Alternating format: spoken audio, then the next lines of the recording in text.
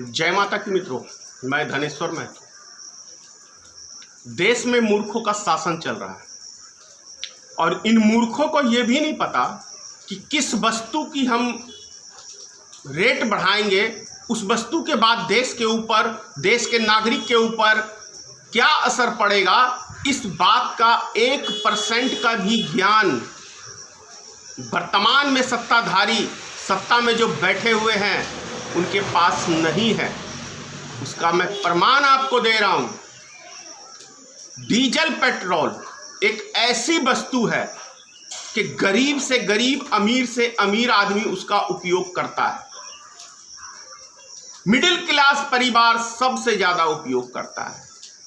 और जब किसान इसका उपयोग करता है और डीजल पेट्रोल के दाम बढ़ने से देश के एक एक वस्तु का दाम बढ़ जाता है।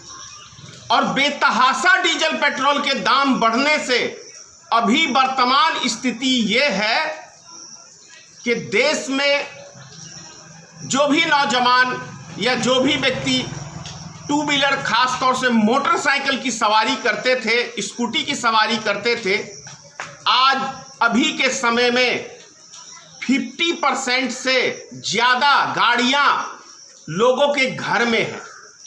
एक अपाची गाड़ी देखता था मैं, लड़कों के दबा के घूमते थे। वो गाड़ी का तो ऐसे लगता कि रोड पे कहीं अता पता है ही नहीं अभी। तो आप समझ सकते हैं, जब गाड़ियां रोड पे नहीं चलेंगी तो इसका असर किस पे पड़ेगा? देश की औद्योगिक कंपनियों पे पड़ेगा। वहाँ प्रोडक्शन कम होगा, लोगों को रोजगार नहीं मिलेगा। रोजगार नहीं मिलेगा तो देश कंगाल होगा। देश कंगाल होगा तो वैसे भी देश 164वें स्थान पे है भारत देश, यानी गरीबी में पाकिस्तान, बांग्लादेश से भी हमारा देश इस महान प्रधानमंत्री के आने से पीछे हो गया है। अपने आप को महान कहते हैं ये। तो ये मूर्ख इस देश के ऊपर शासन चला रहे हैं। और उससे भी बड़ी बात ये है कि ये मूर्ख इतनी महंगाई बढ़ा किसके लिए रहे हैं? इस महंगाई से आम जनता को फायदा क्या है? आम जनता का तो सिर्फ नुकसान है। उसकी रोजी रोटी छिन रही है, सभी चीज छिन रहे हैं। अगर महंगाई बढ़ाने से सिर्फ कुछ 2-3 उद्योगपतियों को फायदा है तो उन उद्योगपतियों के फायदे से देश को क्या लाभ है?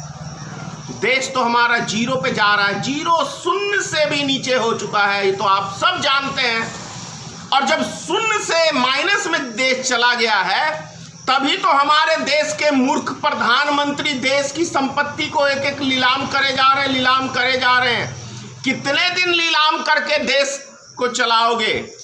इसीलिए मैं कह रहा हूं, ये देश मूर्खों के हाथों में आया हुआ है। और देश की जनता संभलिए, नहीं तो ना ये देश रहेगा ना आप रहेंगे। फिर से गुलामी की ओर हमें धकेला जा रहा है, ये आप समझिए। जय हिंद।